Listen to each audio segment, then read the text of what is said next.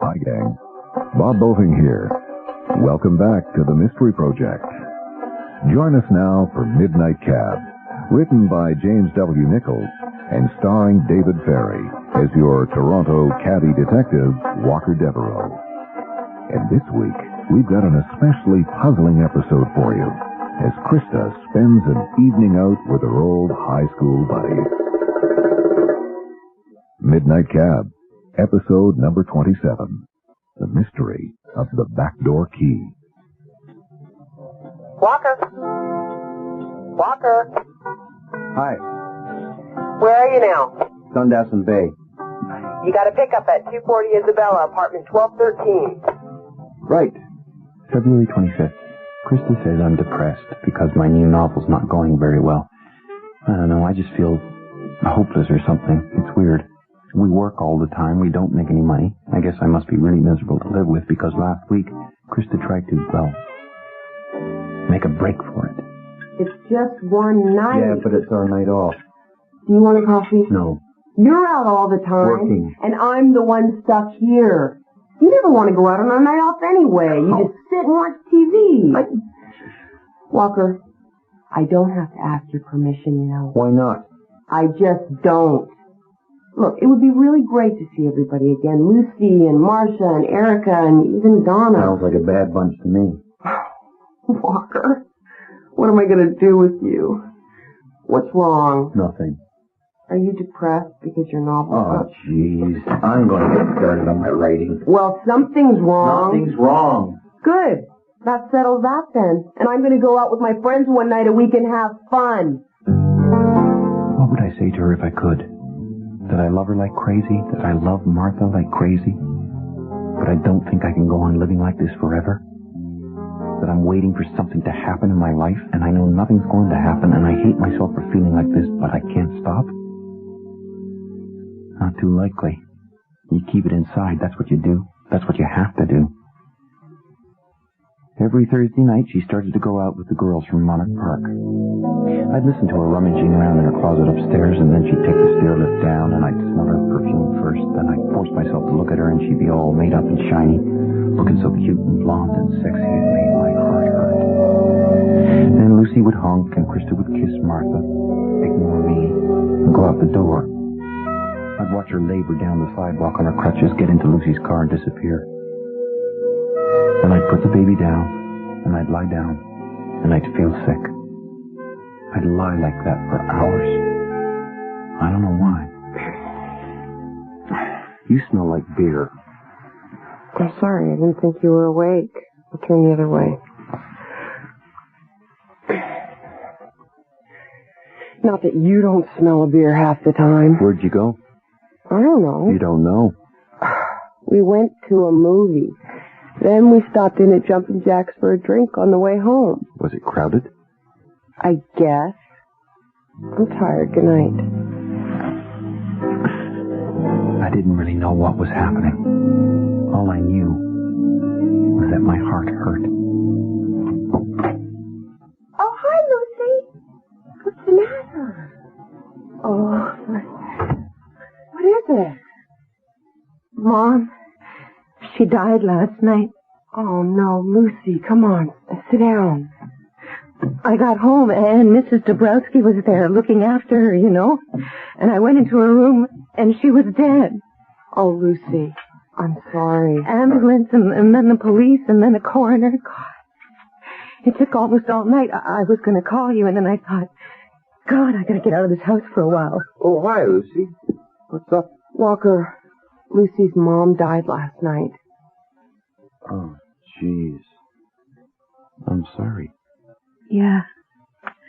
Well, she hasn't been well. I mean, she's healthy, though. I mean, I thought she was, but she had Alzheimer's. Oh. So, what happened? Walker, maybe Lucy doesn't really want to... It's all right. But I don't know, really. The coroner thinks it was heart failure. She was just lying in her bed, and she looked like she was asleep, but there was something... I don't know. So I said, Mom, and then I touched her, and I knew...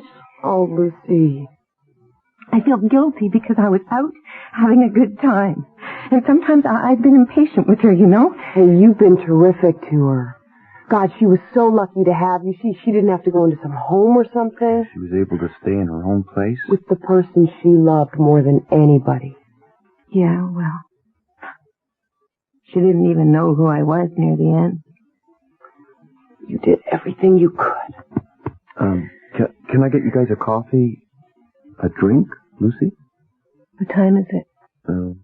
It's past noon. Good. What kind of drink? Don't you tell nobody. Walker. Don't mention to nobody. Walker, where are you now? Walker, you've got to pick up. Hi, Young and Bloor. Walker, guess what? What? I've got company. Oh? Who now? Inspector Kiss. Hey, Inspector Kiss. How you doing, kid? Wife tipped you off, huh? No, she just said you'd, dropped in, so I thought I'd just, Drop in? Right. Man. You want some more coffee? No, I'm fine. Okay. Nadine, where are you I now? think it's nice when a wife depends on her husband. You don't see that very often anymore, do you? No.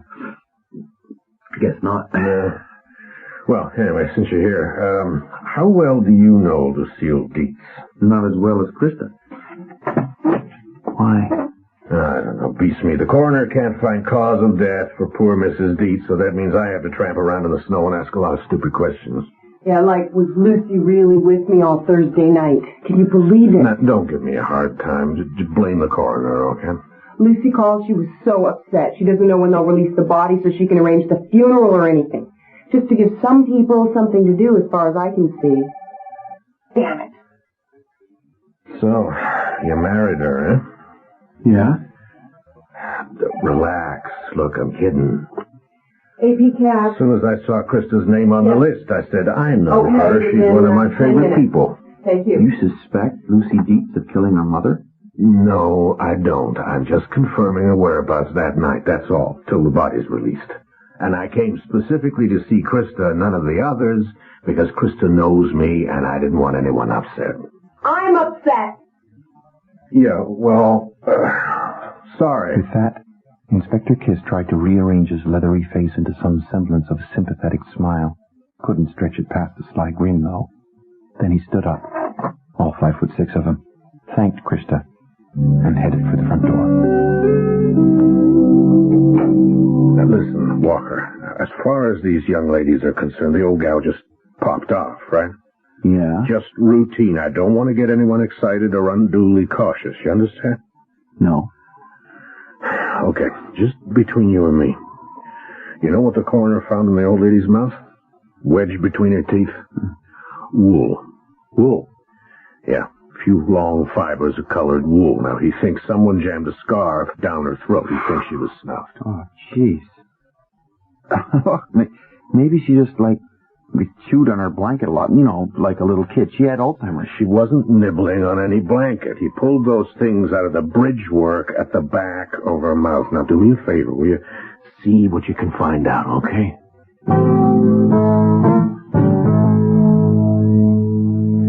We got to Jumpin' Jacks about 9:30 after the movie.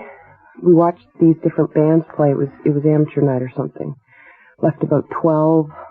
Stopped off at the donut shop for a cup of coffee.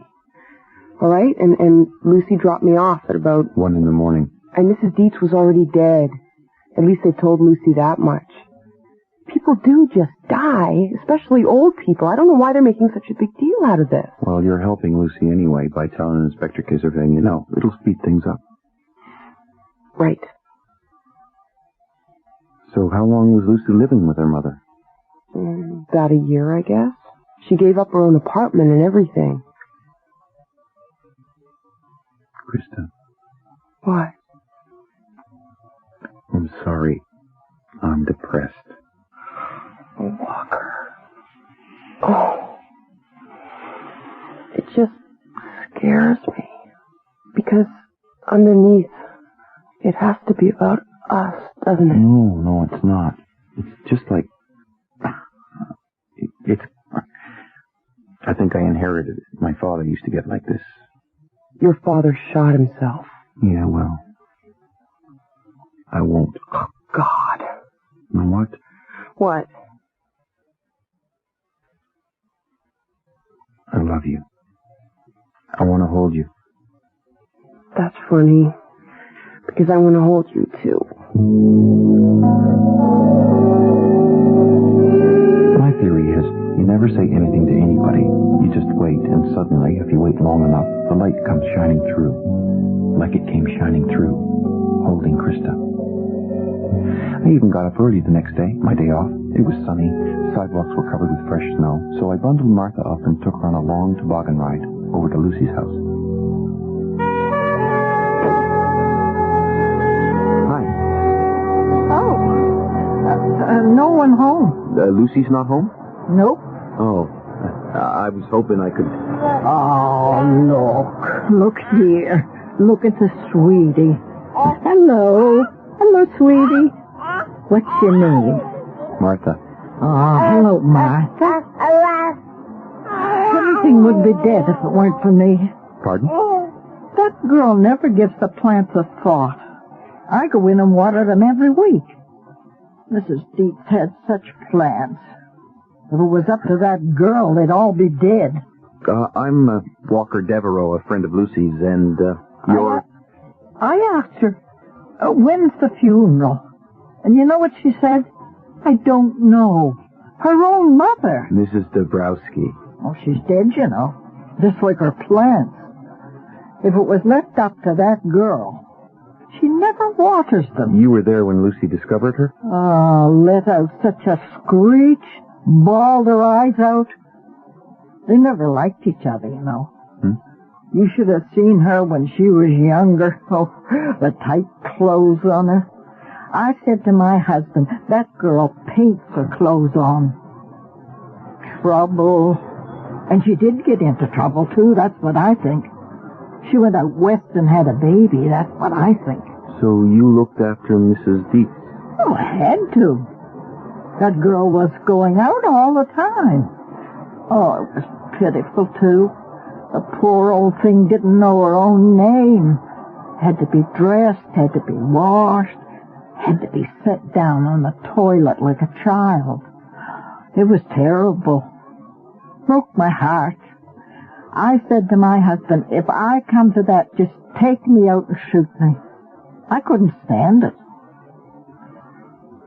Lucy's not home. God knows where she is. I don't. Mrs. Dabrowski, house dress on and slippers and rolled-down socks, headed for her side door through the snow. She was about 60, gray and brown hair pulled back in a bun, and as round as she was tall. Looked as strong as a small horse.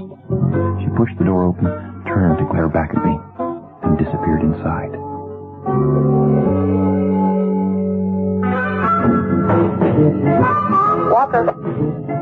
Walker, where are you now? Hey, Krista. Walker, guess what? Inspector Kiss is back? No. One, though. What? Well, I've been thinking. Uh-oh. No, really, I'm feeling kind of awful because, well, I didn't tell him everything. Like what? Because I didn't want you getting the wrong idea in case you, found out. Found out what? Well, the five of us, we weren't all together Thursday night. We went to Jumpin' Jacks together, but Donna, she picked up this guy.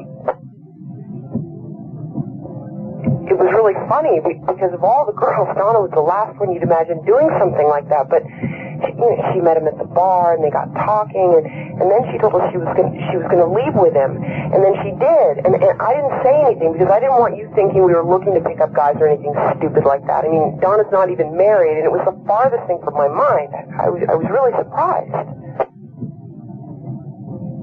Walker, it was a complete surprise. Funny. It doesn't surprise me. I made a U-turn and went home. I knew all along guys would be all over them as soon as they walked into a club. I mean, I'm a guy.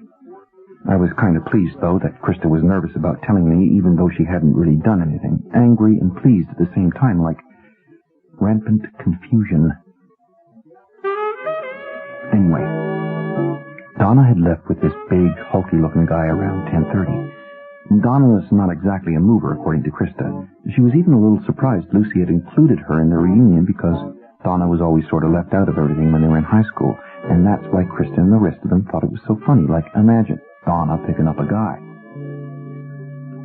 Just imagine. How you doing? What's your pleasure? Oh, I don't know. It's kind of early. Yeah, just opening. Maybe half pint of your draft. Yeah, you got it. Thanks. So, I'm kind of interested in a group of young women, well, not that young, who were in here last Thursday night. Oh, yeah? Were you working Thursday night? Yeah. Hey, you undercover? Well, sort of. Look, your buddy's been here already. Normally, I wouldn't remember anybody, like it's all a blur, right? But I remember this particular table because there was a cripple with them. Oh, yeah? Yeah, so they were hard to miss. I mean, people had to make a path, for crutches. I mean, cute little thing, just the same. Oh, yeah? Yeah. Left about midnight, I think. I already told Inspector Kiss. Yeah, that's the guy. There were 5 of them. Did they all leave together? Yeah, sure. The cripple girl... Not crippled. Oh, well, yeah, you could have fooled me. Anyway, her, a tall blonde babe, the others, as far as I know, they left together. Like, I don't take a census at the door, you understand, but anyway, the other cop was interested in the tall blonde one. I remember her. Okay. Ask Terry. Hey, Terry. Yeah.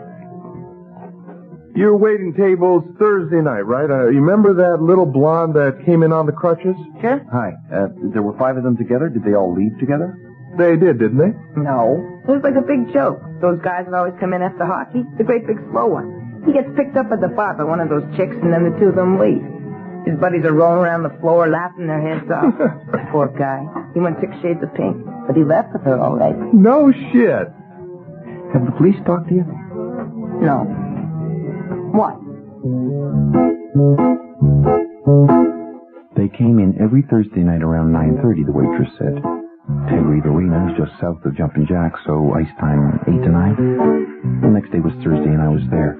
As soon as I saw the guys on the ice, I could pick out my man. All 250 pounds of them on weak ankles, always 3 steps behind the play, hollering. Good-natured lug of a guy.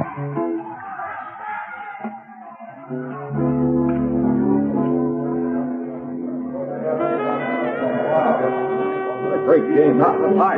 How you doing? Hey, can I talk to you for a second? You know that girl, Donna? You met her at Jumpin' Jacks last week? Yeah? Well, she's missing. Missing? Hey, are you kidding me? Hey, come back.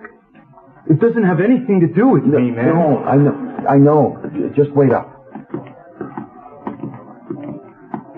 What do you mean, missing? You mean like dead missing? Oh, no, we hope not. We're trying to track her, Who saw her last and all that? Yeah? Jesus, missing. Hope she's okay. So who are you anyway? Friend of her brother. Oh. Look, I wouldn't want the guys to hear this. But, I wasn't actually with her all that long Thursday night. No? No, she was a little, flaky, okay? Mm-hmm. Like, first she wants to drive home. That's what she said at the bar. And then we get outside, and she doesn't want to drive home. So that looked good. Mm-hmm. So I said, do you want to go over to my place, and listen to some music? Talk. Mm-hmm. She said, okay. So we drove over there. Where's there? A high-rise. Domino's Road, north of Eglinton. But then, she wouldn't even go up the elevator. She wanted to go home again. Okay, I said. Sure, no sweat. I'll take you home. But then she says she doesn't want to even put me to the extra trouble. Just go up to my apartment and call her a cab. She'll wait in the lobby. And she seemed really determined that's what she wanted, and I didn't want her to, freak out on me or something, so that's what I did. Went up to my place, called her a cab, and watched TV a bunch. Another exciting night in the big city. I gotta go. I hope you find her, man. Krista said Donna left just after 10. She would have had time to get home, then walk over to Lucy's mother's place. Krista told me where she lived alone in an apartment on the second floor of a house just a few blocks away. But kill Mrs. Dietz? Why? And anyway, Mrs. Dabrowski was there babysitting. How could she sneak by the formidable Mrs. Dabrowski? And what about Mrs. Dabrowski herself? What was it she said? Take me out and shoot me if I get like poor Mrs. Dietz. Walker, this is my friend, Donna. Hi, Donna. Hi. Too bad about Lucy's mom. Yes, it is. They'd finally released Mrs. Dietz's body, and Krista had invited Lucy's other 3 friends, the girls, over to our place for a drink before they all went to the funeral. Hey, Donna, you want to see the great job Krista's done decorating Martha's room? Walker? Oh, I don't know. Come on, Marcia, Erica, just follow me. It must be interesting having such a lively husband, Krista. Oh, it is. Krista stayed downstairs because she didn't particularly want to ride the stair lift in front of her friends. And I doubled back downstairs, went over to the chair where Donna had left her coat, and stole her house keys out of her purse. What are you doing? Have you gone crazy? Put them back. You know what? I'd like to have a baby sometime. I think it would be sweet. I appreciate the fact that her room's not done up in pink. That's very political. Oh. Thanks, Donna.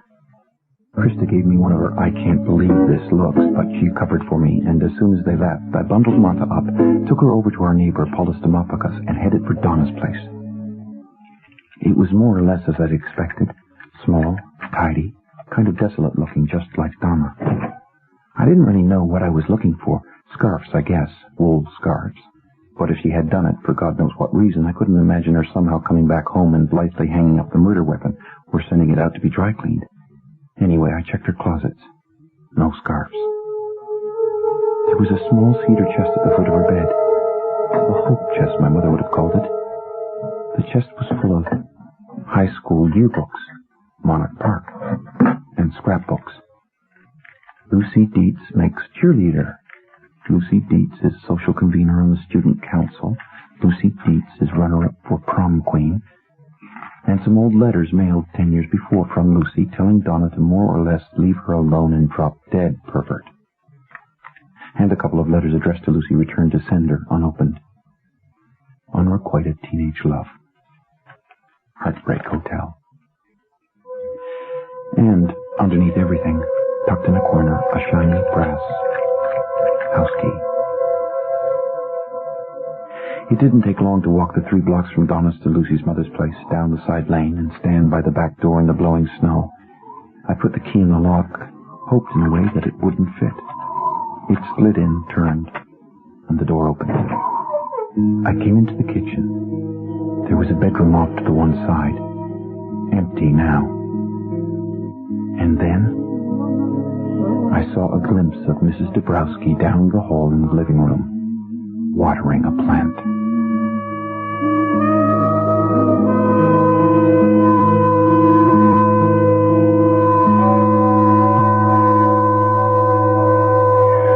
Wool strands in her teeth. Yeah. And the key fits. Yeah. So you and Inspector Kiss think, what? Lucy couldn't stand her mother, her own life?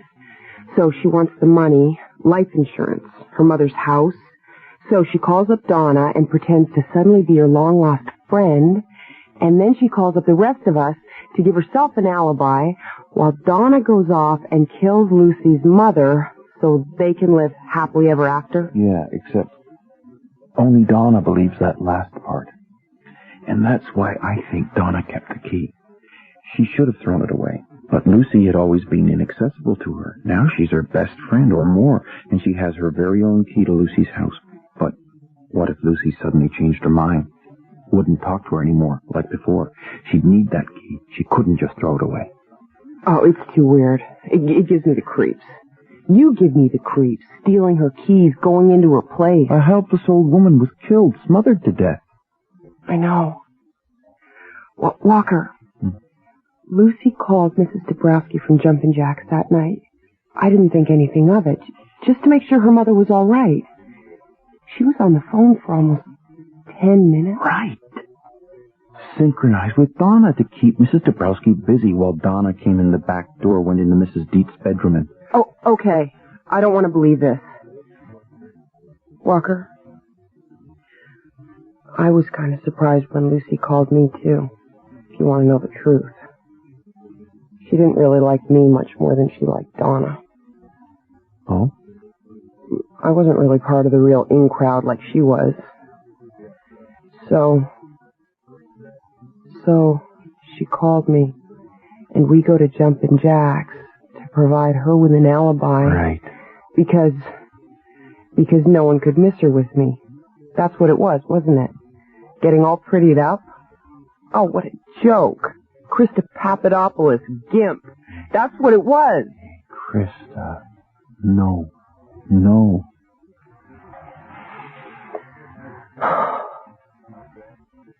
What's Inspector Kiss going to do now? Wait. He's just going to wait. Hello? Hi. Krista? Yeah? It's Lucy Dietz. Remember? Lucy, sure, Hi. Listen, I'm living with my mother now. Can you believe it? Back in the old neighborhood. 3 weeks later, Lucy left a lawyer in charge of winding up her mother's sizable estate and disappeared south to St. Petersburg, except Inspector Kiss had her tailed. And then he brought Donna in for a talk. She was freaked out enough already by all her missing keys, and now Lucy wouldn't answer her calls. She'd bloodied her knuckles banging on the front and back doors. Inspector Kiss told her Lucy was gone for good, that she had been set up, figuring she'd never talk because she was the one who actually committed the murder after all, and because she, Donna, was such a little fool and such a loser. Then, I imagine, he gave her one of his smiles and showed her the key to Mrs. Dietz's back door. Within 2 hours, Donna had told everything.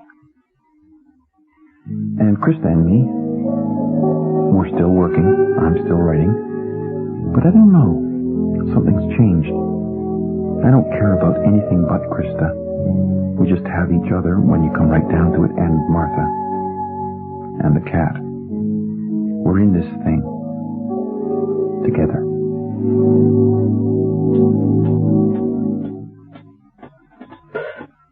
The Mystery of the Backdoor Key.